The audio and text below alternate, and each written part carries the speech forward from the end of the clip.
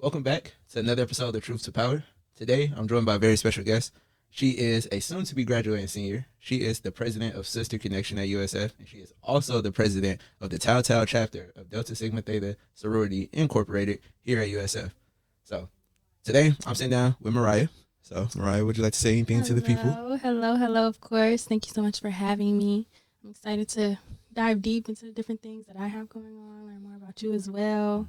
Happy to be here. All right. And then today, for like a little overview of what we'll be talking about some of Mariah's like on campus leadership opportunities and like experiences. Also, be talking about she studied abroad for like a full year. So, we're going to talk about that for a little bit. And also, just navigating life as a Black woman and her experiences. So, stay tuned for the episode and we can go ahead and start getting into these questions.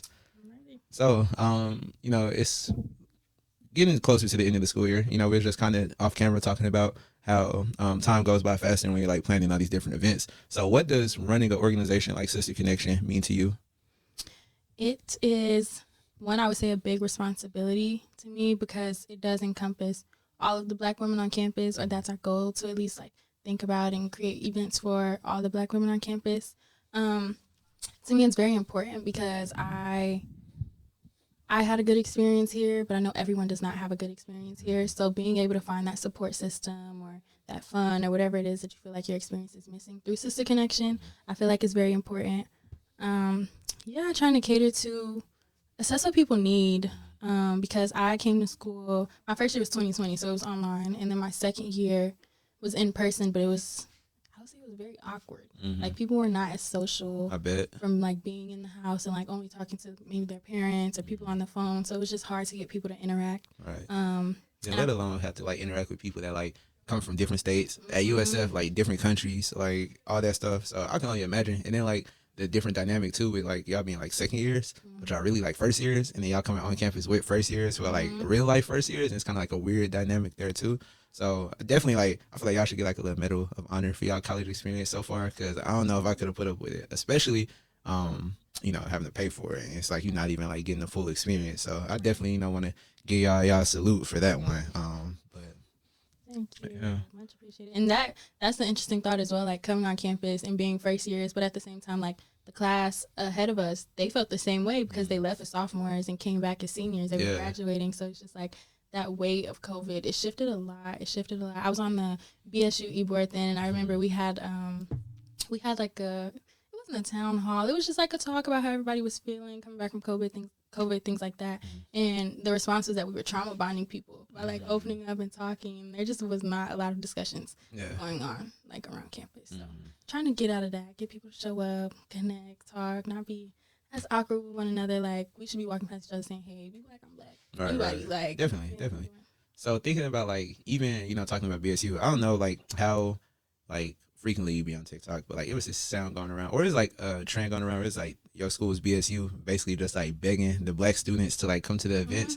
And I know that like because I run Brother Connection, so like running and like doing the planning on like the back end, you kind of like have this like thought that like, oh, a lot of people will show up, but then like in reality, you might not get as big of a turnout as like anticipated. So like how have you kind of dealt with like I would say retention for basically like your general like population? Because I know like in the beginning of the school year it's like really high. There's a lot of people that's like engaged and like willing to like pop out and stuff like that.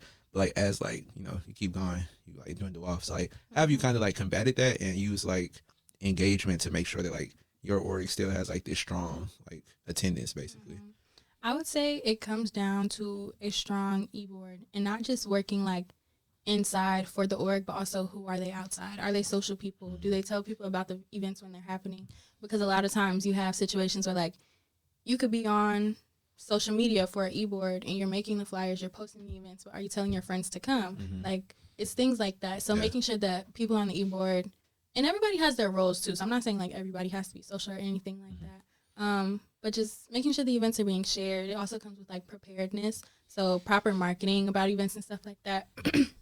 It has to, like you have to be prepared kind of in advance to get those things done. If you want to print flyers, if you want to put them up, if you want to post something, if you want to do RSVP, like it takes planning ahead of time and not so much like last minute planning, which can be a struggle a lot with student organizations. Sometimes when we don't have all of the resources we need available, or if we don't have advisors for our orgs who are very involved, because a lot of people are learning things from square one when they get into their e-board position. Yeah. So, Yeah.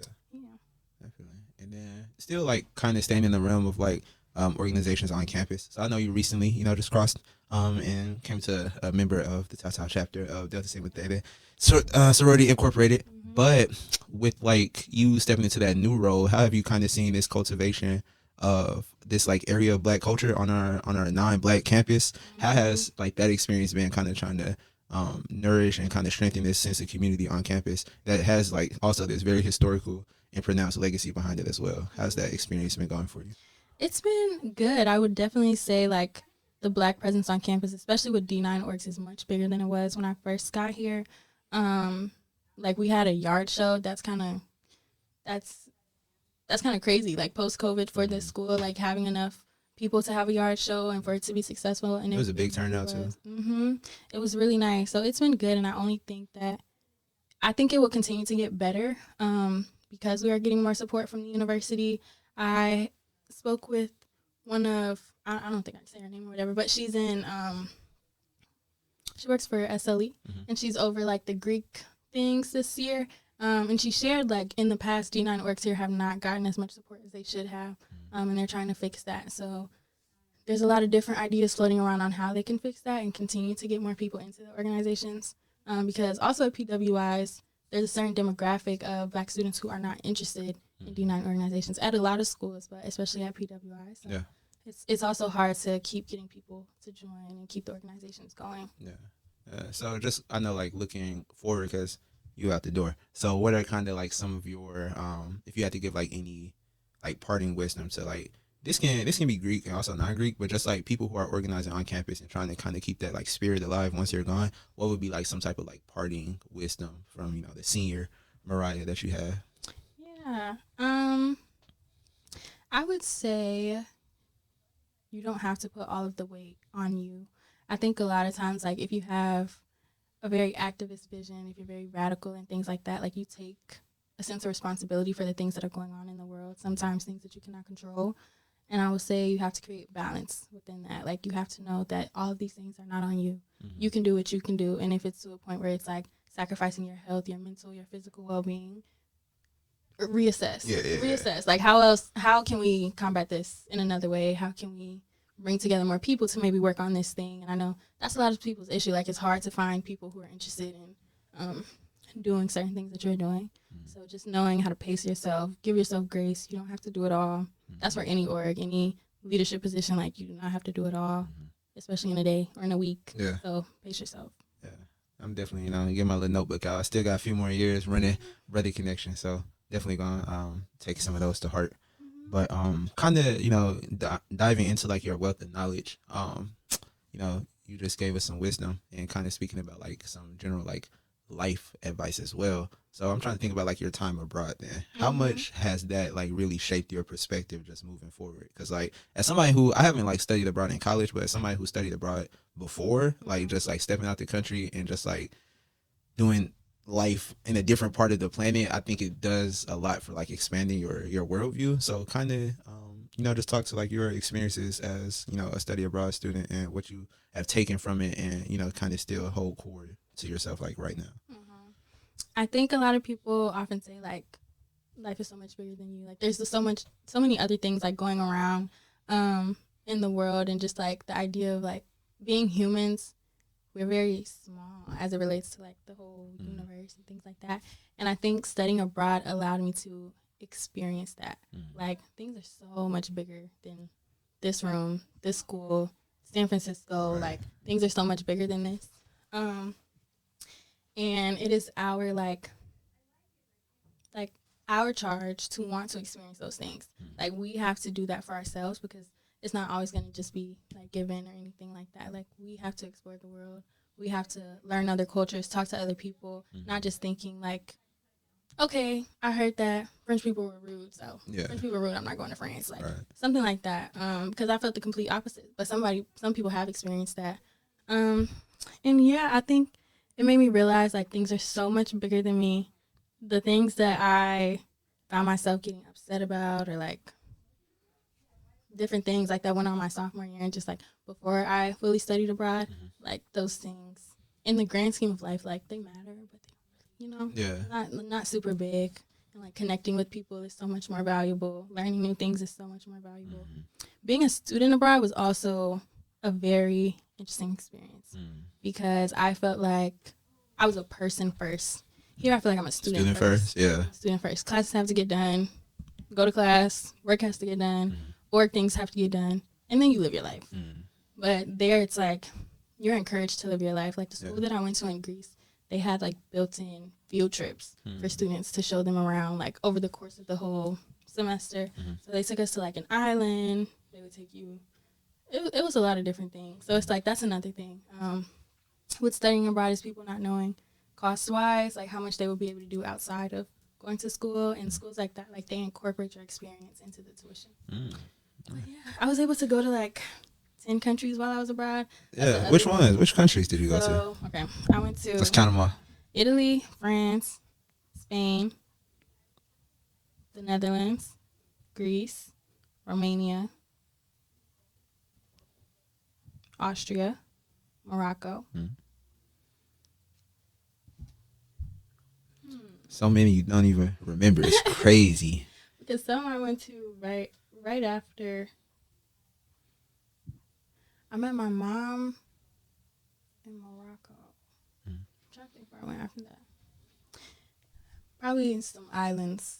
The Greek. I went to a lot of Greek islands. So let's say I went to 8. I feel like there's some that I'm missing, but I don't know what they are because I tried to get away on the weekends. Oh, I went to the UK.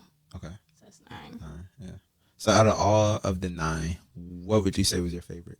And before you answer though, you gotta tell me why it was your favorite though.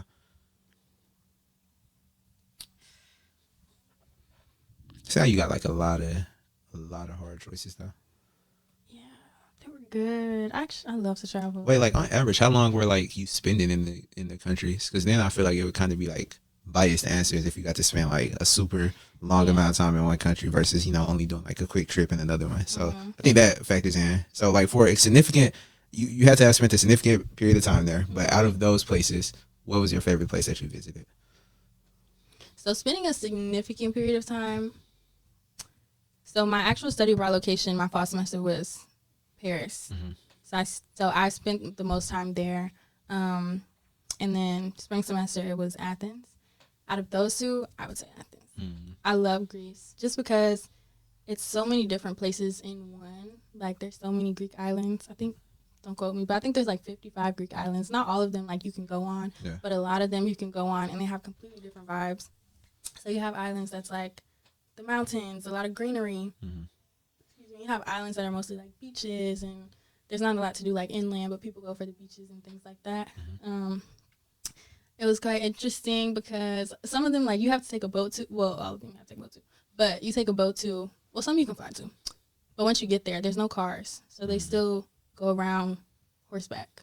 Like that was so interesting to me. Big culture shock, I'm sure. Yeah, but out of the ones that I visited,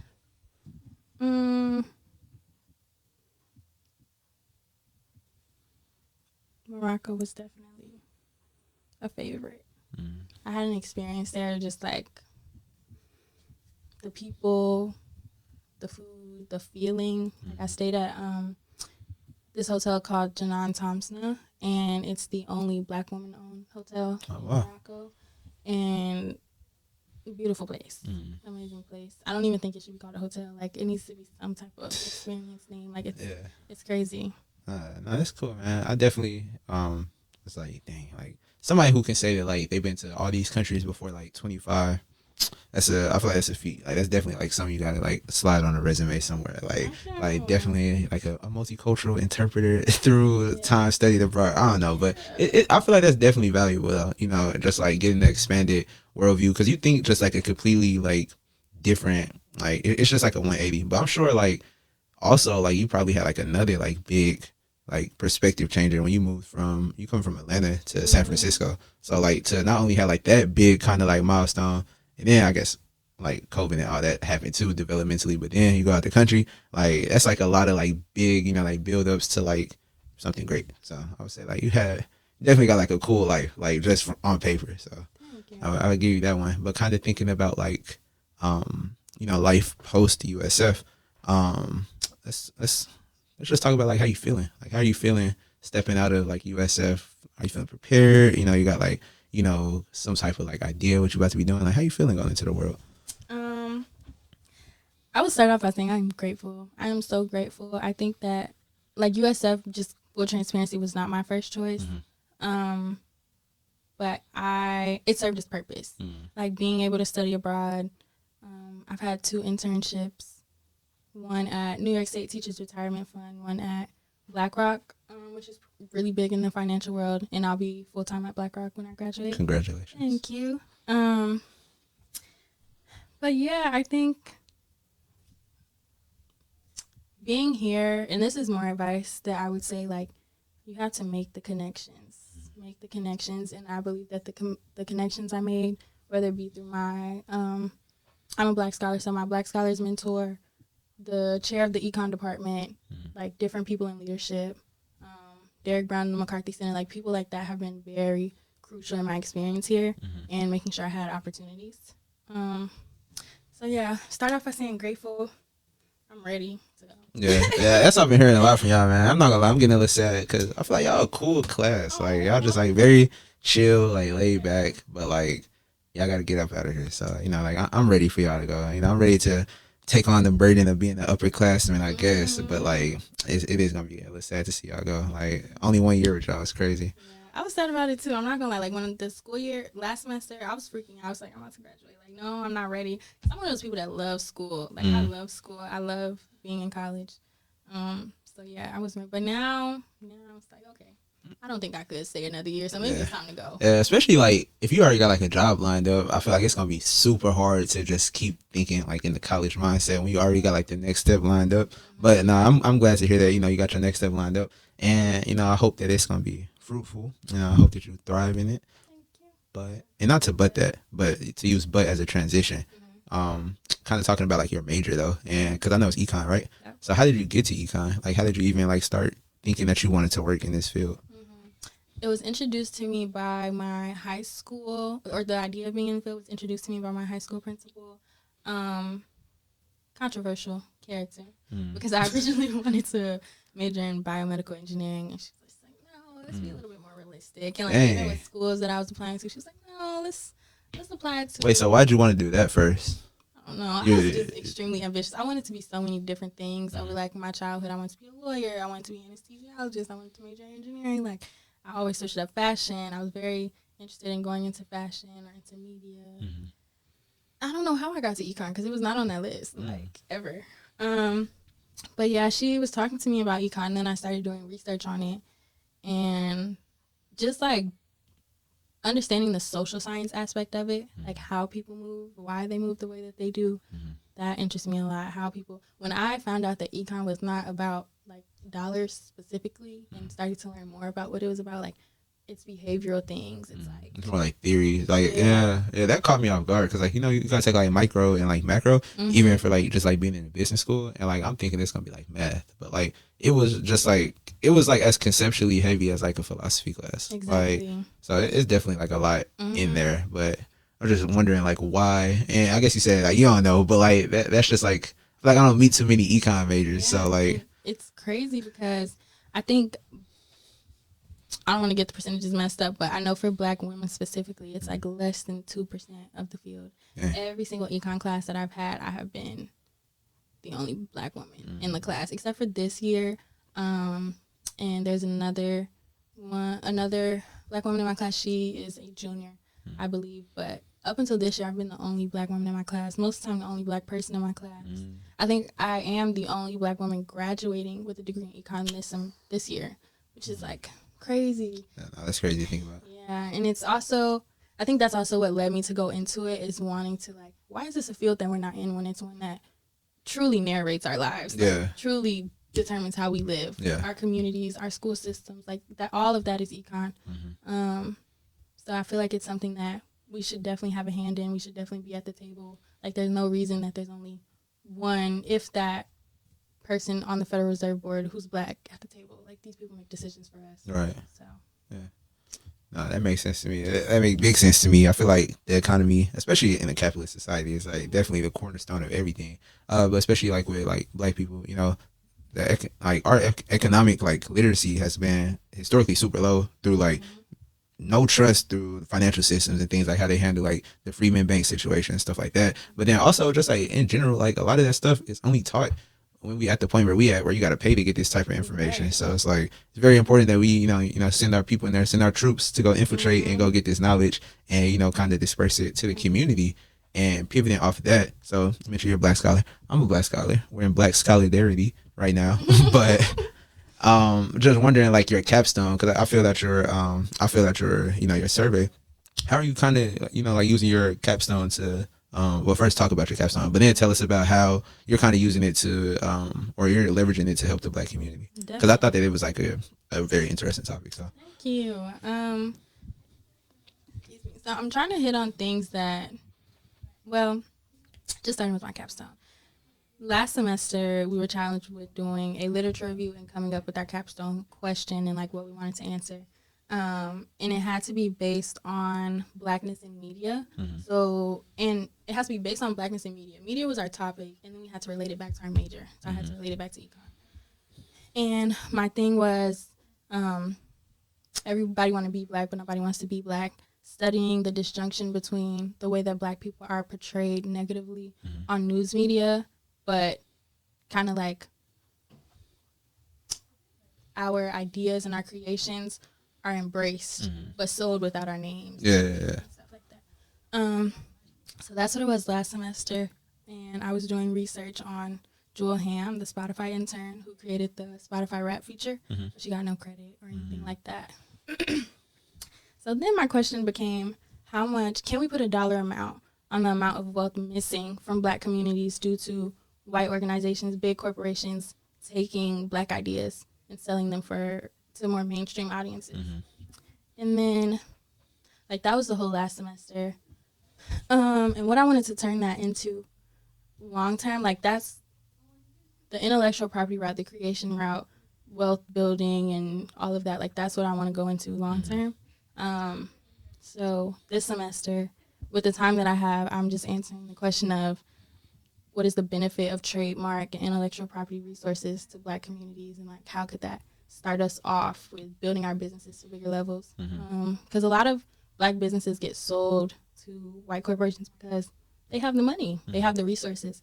We don't have a lot of businesses at Procter and Gamble level, at Johnson & Johnson level, to be buying smaller black businesses. So let's start there. Like, how do we get to that point? I'm out of breath. That means you got a good capstone. That means you actually working. So I mean, that's a good sign. I feel like the long term, I really want to go to law school.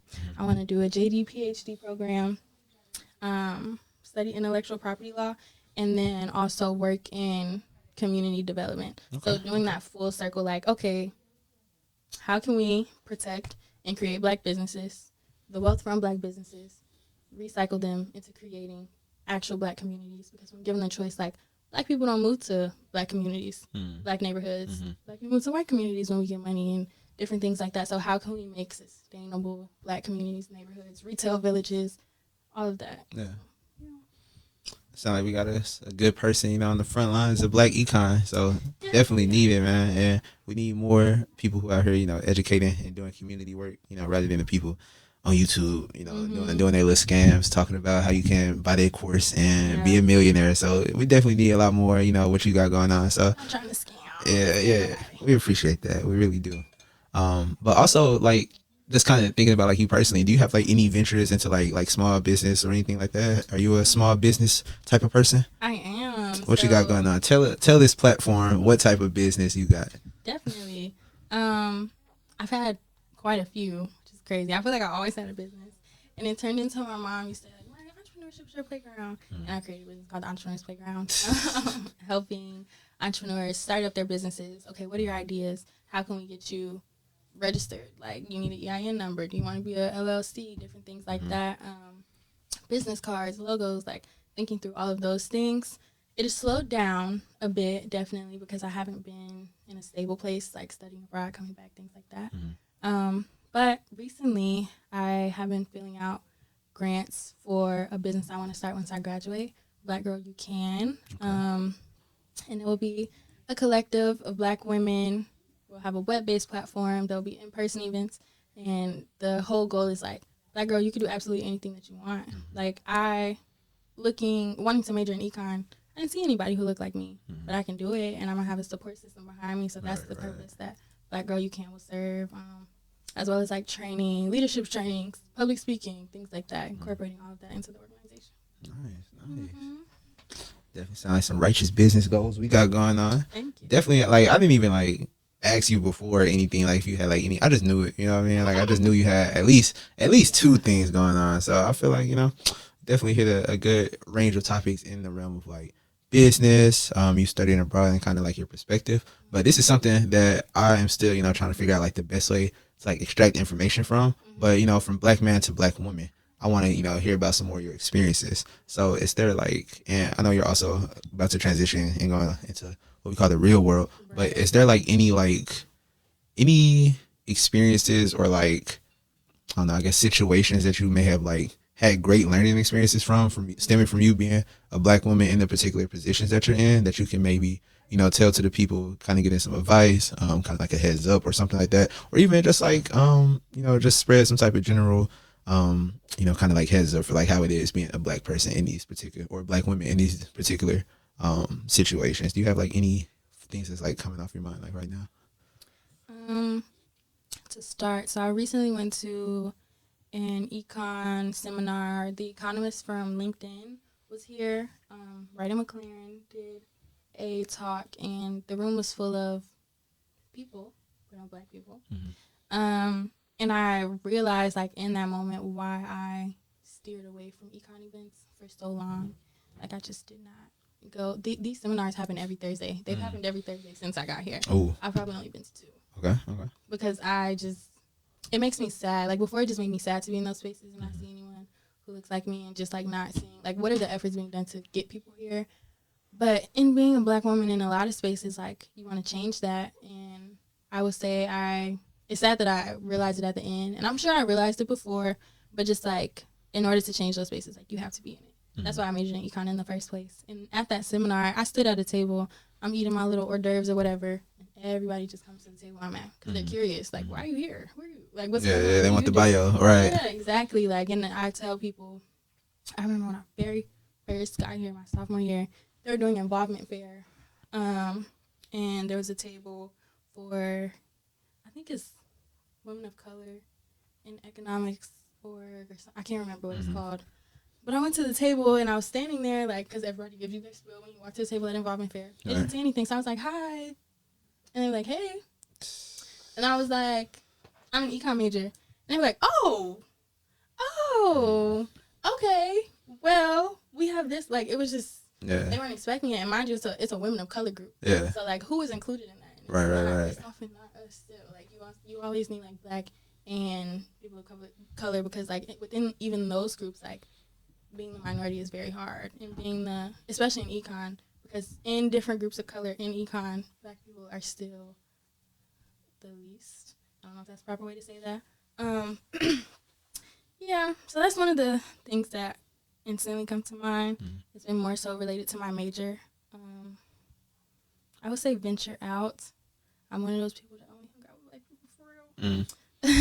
So everybody got a new day in front of them to, you know, hang out with some non-Black people. It ain't the end of the world. And it wasn't even purposeful, I swear. But I just connect with my people. What can I say? Yeah. But as far as like moving forward, career-wise and everything else, you don't need everyone else, but it benefits. All relationships benefit you, whether it's a good relationship or a bad relationship. Because if it's a bad one, you learn something from it. You don't have to continue that relationship. If it's a good relationship and it's mutually beneficial for both parties, it's something that you can grow from, develop from. So I would say make relationships with everybody. Don't be afraid to ask anybody for what you want, especially there's a lot of dollars in unspoken words. So like, you need a laptop. The laptop's $1,000. There's a department at the school that has $10,000 in their account. Nobody's gonna use it unless you ask for it. Yeah. So it's just like things like that.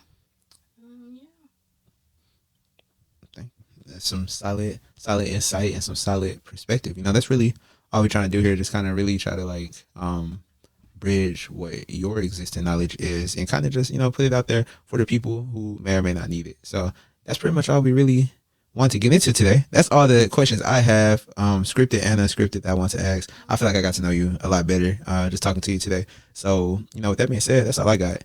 And your mic is still hot if you got anything you want to say to the people. Of course. So. Once again, thank you for being here, or for having me here. Mm-hmm. And college is so fun. Like, I hate sounding like those old people to be like, oh, I remember my college days. Like, do everything. It's full of opportunity, but it's so real. Mm-hmm. Like, it's so real. You will never have opportunity and room for movement the way you do now. Gotcha. The way you do now, especially in college. Like, because after, it is the real world. You have different responsibilities. You have different things to think about. And you're in a space now where everyone around you is a resource. Mm-hmm. That's not always the case. So use your resources. Don't use people in a bad way. But you get what I'm saying. Yeah, definitely. Yeah, good luck to you. Thank you. And all the things you dream of, the podcast. Thank you. And thank you for being a part of it. Everybody who comes on here, is a brick in the wall that would eventually, hopefully become me being some type of person that made money from this. So that's ultimately the goal. So I don't even really want to be famous from this. I just really want the capital. Mm-hmm. So monetize your work. Yeah, but with that being said, that was another episode of Truth to Power. Thanks for joining and have a good one.